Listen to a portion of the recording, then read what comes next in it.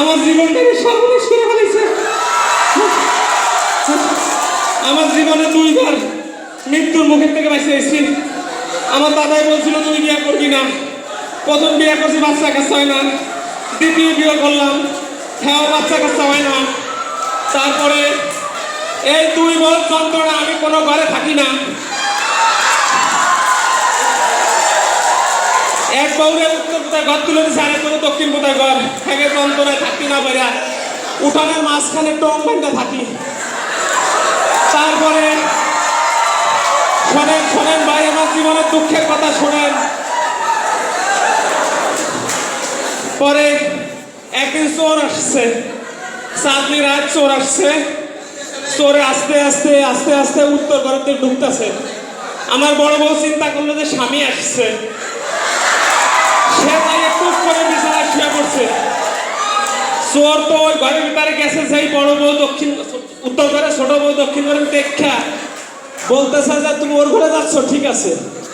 থাবা দিয়ে ধরে টানিয়ে নিয়েছে উঠানে। টানিয়ে নিয়ে আসলে বড় বউ জায়গায় ফিরে আবার ঠ্যাং ধরে টানিয়ে নিয়ে আসছে, পড়ে গেছে। ছোট বউ ফিরে আর এক ঠ্যাং ধরছে, ধরার পরে টান, মাঝখান থেকে কিছুটা ফাটে গেছে। ফাটে যাওয়ার পরে চোরে বলতেছে, ওরে আমি তো ওদের স্বামী না রে, আমি চোর।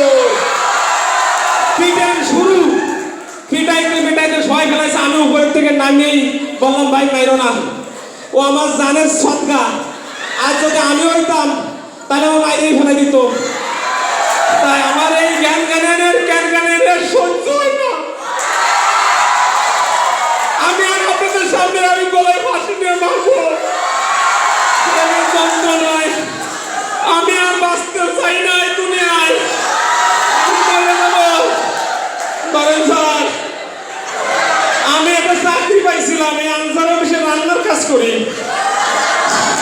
সে রান্নার কাজ করে যেটা পায় তাতে ওদের আত্মা সাবানের পয়সা হয় না।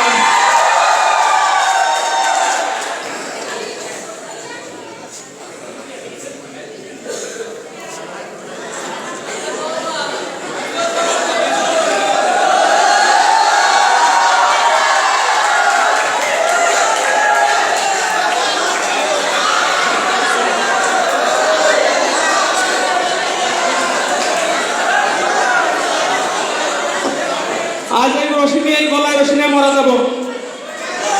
আমি এদের সাক্ষী রাখবো, আমার মরার জন্য আমার 2 বই দায়ী। আল্লাহ তুই দেখিস।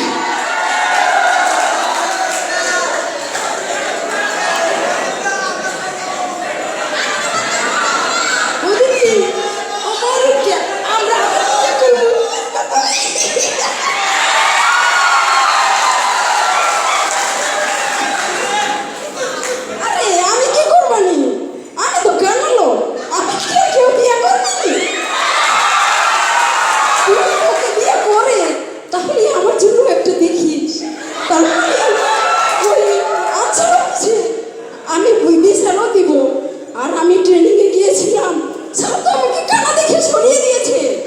তাহলে কি আমাকে কেউ বিয়ে করবে? বিয়ে যদি না করে তাহলে আমি কি করব? তুই তার যখন তুই বিয়ে করতে যাবি আমাকে একটু দেখাস, আমার জন্য একটু রাখিস। এখন ওকে মেরেই ফেলবো।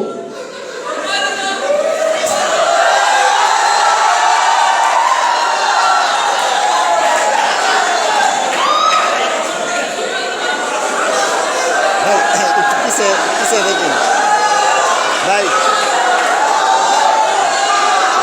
আল্লাহ এই 2 বছর জ্ঞানের থেকে মরে যাই ভালো।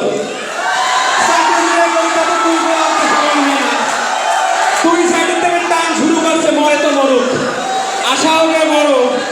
আল্লাহ তুই বাঁচা রাখিস। মরতে হলে তো আগে জম টুপি দিতে হবে।